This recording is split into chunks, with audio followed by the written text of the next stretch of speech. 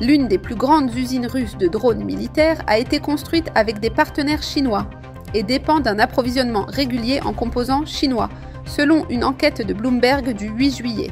Des documents obtenus par Bloomberg montrent que l'entreprise russe Aero-Hit est l'un des principaux fournisseurs de drones mortels utilisés par l'armée. Grâce aux travailleurs et aux composants chinois, Aero-Hit produit aujourd'hui quelques 10 000 drones par mois.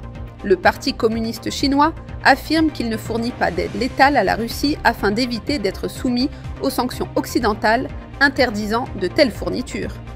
La nouvelle enquête montre que ces affirmations et dénégations chinoises sont des mensonges flagrants.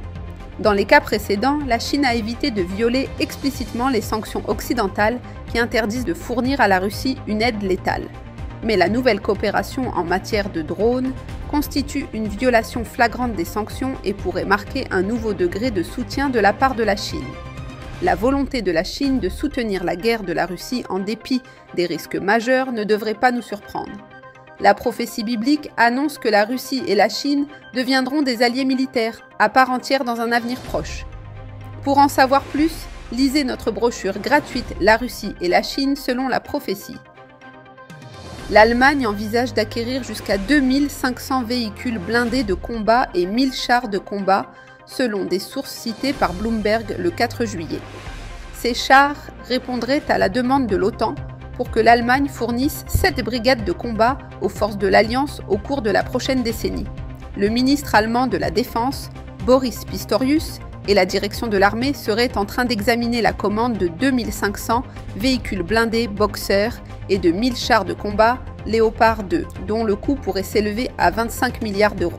Au début de l'année, la Bundeswehr a reçu l'autorisation d'acquérir plus de 1000 véhicules blindés modulaires auprès de l'entreprise de défense finlandaise Patria. L'Allemagne prend d'énormes mesures pour se militariser. L'objectif initial de l'OTAN était en partie d'empêcher l'Allemagne de devenir trop puissante, mais cet objectif a été inversé.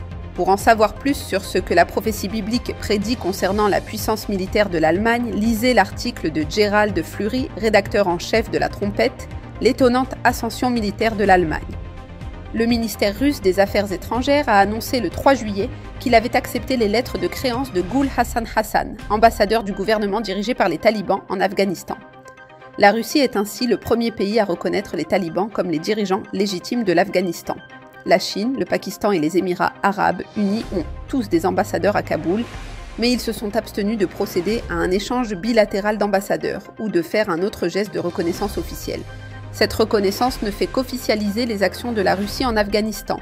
En 2021, lorsque les talibans ont chassé l'ancien gouvernement soutenu par les États-Unis, la Russie a été l'un des rares pays à ne pas fermer son ambassade à Kaboul.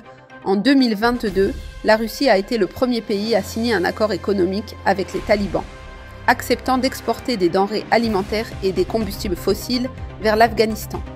En avril dernier, la Russie a retiré les talibans de sa liste d'organisations terroristes.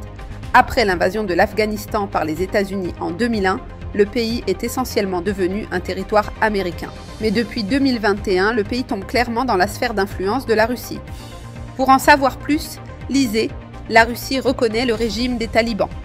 Pour en savoir plus sur l'actualité mondiale et son lien avec la prophétie biblique, rendez-vous sur latrompette.fr.